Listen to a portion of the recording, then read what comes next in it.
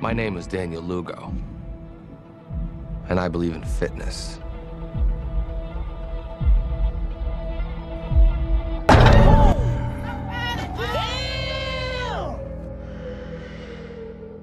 He needs some milk. Alright, I'm gonna say something that some might see as a little controversial. I love Michael Bay's movies. There, I said it. And you know what? I'm not ashamed of that fact. What? They're the type of movies that are just so bombastic and entertaining that even if you know they aren't peak cinema, a part of your brain still gets enjoyment out of them. Yeah, I guess so, yeah. Now, when people think of Michael Bay movies, usually what comes to mind is Transformers, Now how about I park my foot in your ass? What size shoe do you wear? Yeah, oh, you wait, hold on. Bad Boys, or even Pearl Harbor. You are so beautiful, it hurts. It's your nose that hurts. I think it's my heart. But I'm not here to talk about those films today. No, today I figured I'd talk about his cheapest movie. I think. What was the budget on Ambulance? 40 million? Whatever, it doesn't matter. The movie I'm going to talk about today is 2013's Pain and Gain, the supposed true story about the wacky and crazy antics of the three members of the Sun Gym gang and their quest to get rich quick. The events you are about to see took place in Miami, Florida, between October 1994 and June 95. Unfortunately, this is a true story. Yeah, the movie claims the story is 100% true, but I'll talk about that here in a bit. This story is about Daniel Lugo, played by Mark Wahlberg, a bodybuilder working a minimum wage job as a personal trainer who wants more out of life. The man's a doer. So how does one, in the 1990s, with no websites like YouTube or OnlyFans, get rich? Simple. By kidnapping a man and having him sign his fortune over to you. But who do they decide to kidnap? A man named Victor Kershaw, a grade A douchebag millionaire who flaunts his money like he's just asking to get robbed. You know who invented salad? Poor people. Sure, some of his money might not be legal, but he is very proud of that Schlotzsky's he owns. We make a nice sandwich, Loogie. You ever try our oven-toasted roast beef and cheese? Give an anorexic an appetite. What else do you do? Do some stock trading, real estate, own a few greyhounds for racing. But for some crazy reason, I'm proudest of the sandwiches. But Lugo can't go at it alone. So, he recruits his friend and fellow bodybuilder, Adrian Doorbal, to help him out. Played by Anthony Mackie. And Adrian is more than willing to risk it all to get rich. I'm putting my beef in their tacos, baby. Everybody gonna eat some of this. That's what I'm talking about. They do need one more member to make sure that they have all the hands that they need. That's when we're introduced to Paul Doyle, played by Dwayne Johnson, a recovering drug addict and ex-convict who's looking for a job at the Sun Gym. After some mild convincing, Listen, I watch a lot of movies, Paul. I know what I'm doing. Paul joins in, and the gang goes about conducting several different kidnapping attempts. When they do finally get Victor, they bring him to a workshop, a sex toy workshop. No.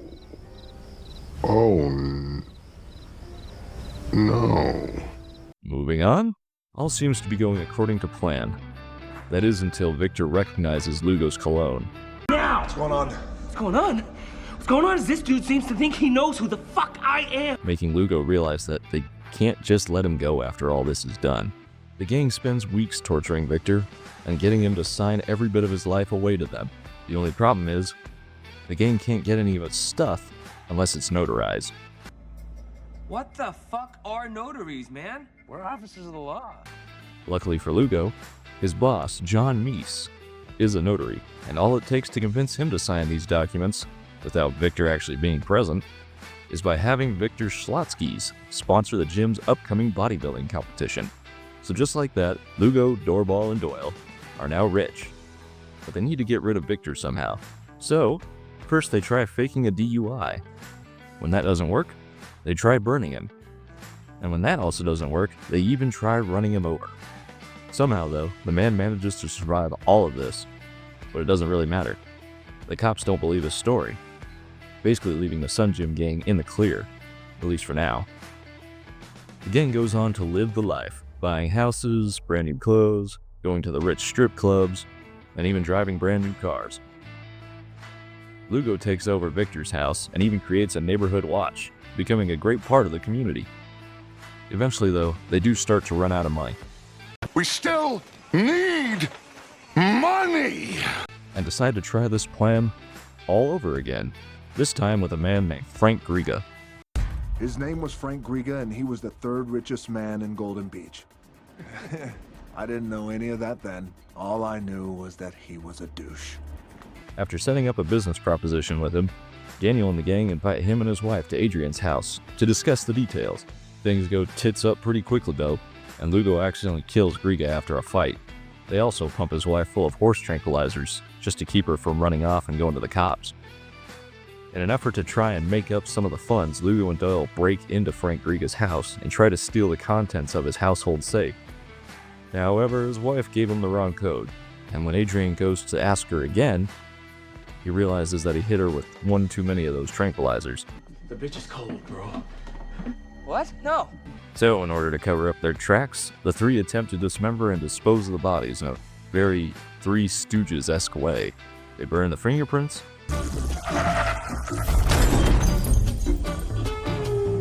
put everything into barrels, and then toss them into Florida swamplands. I just realized, I totally forgot to mention that after Victor Kershaw flees from the hospital, he hires a private investigator named Ed Dubois, played by Ed Harris. Throughout the movie, Ed Dubois works on getting all of the evidence he needs to put the Sun Gym gang away. But much like Kershaw, the cops don't believe him. It isn't until Frank Griga and his wife get reported missing that the Miami police finally send out a force to arrest every member of the Sun Gym gang. The police are able to get everyone but Lugo. He flees to the Bahamas to try and steal Kershaw's offshore savings. However, the cops do end up catching him here, with a little help from Kershaw. And after a very lengthy and comedic trial, the three are sent to prison, and we get to learn where they are today. With John Meese having died in prison, Paul Doyle currently being a free man after serving his time, and Lugo and Doorbal on death row, we see that Lugo is just waiting for another chance for life to give him another set. You rest, you heal, and you get back on that bench. Life is going to give me another set, and I'm going to rock it, because my name is Daniel Lugo, and I believe in fitness. So throughout the movie, we're told everything we're about to see is 100% true. Now, anyone who's ever actually watched a movie based on a true story knows that you take that statement with a grain of salt. When I first watched this, I knew that I had to figure out what the real story was and how much of it was actually in the movie. And after doing quite a bit of research, I was actually surprised at how much of it was real.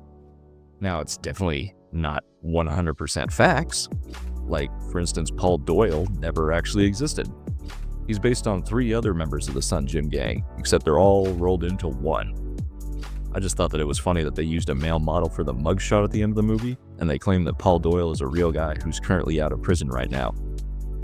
I mean, just imagine being this guy and walking around, having people who have literally no idea about what actually happened. The only bits that they know come from the movie. And you just catch them whispering about how that's the guy that kidnapped and robbed somebody. It's just crazy. Victor Kershaw also wasn't the name of the kidnapping victim. The real guy's name was Mark Schiller. And the torture that he lived through was actually far worse than what we saw in the movie. I'm not going to go into detail, but just know that the real Daniel Lugo and Adrian Doorbal were some real sick puppies. That's another thing, the casting. This is what the real Lugo and Doorbal actually look like. Yeah, real similar to Marky Mark and Anthony Mackie.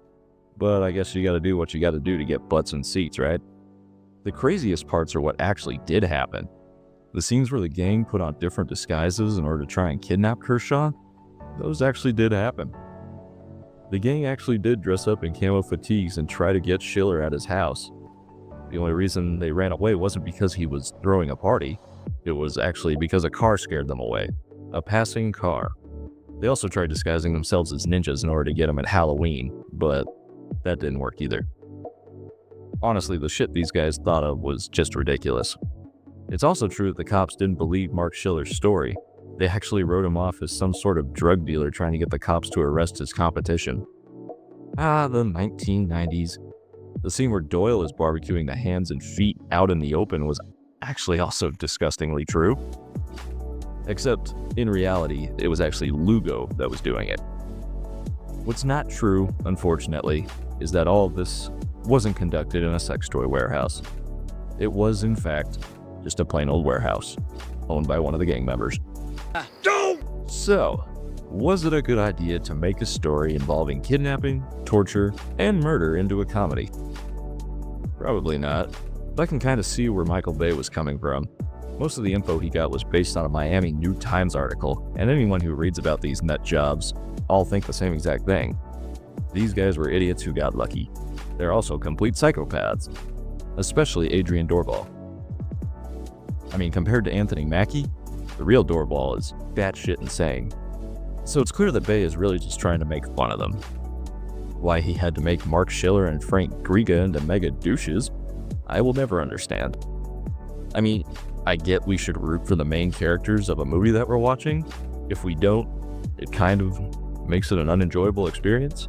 But when the main characters are based on despicable pieces of shit, why just take a shot at the victims? I also really wish they didn't try to sell it all as a completely true story. I mean, I get that it gets people more interested in the movie, but if you're going to make people up entirely and act like they were definitely real, you're really going to lose a whole lot of credibility. Besides all of that though, I can't lie, I really do enjoy this movie. Parts of it are batshit insane, and the setting of the movie makes me really want to live in Florida. It's one of those movies I love to watch and just turn my brain off. Unless I'm watching it with other people. Then I'm that annoying son of a bitch that can't help but point out all the historical inaccuracies. So, do I recommend it? Absolutely. Just realize going in that half the stuff you'll see in this movie didn't actually happen, even though they'll claim that it did.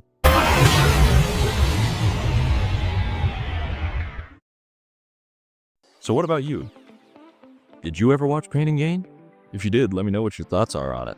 Or, better yet, let me know a fact that they either left out completely or got totally wrong in the movie. I love learning more and more about this insane case. That's about it. If you like this sort of content, don't forget to hit that like button. And, while you're at it, why not hit that subscribe button? I'd really appreciate it. And with that, I'll catch you all next time. Excuse me.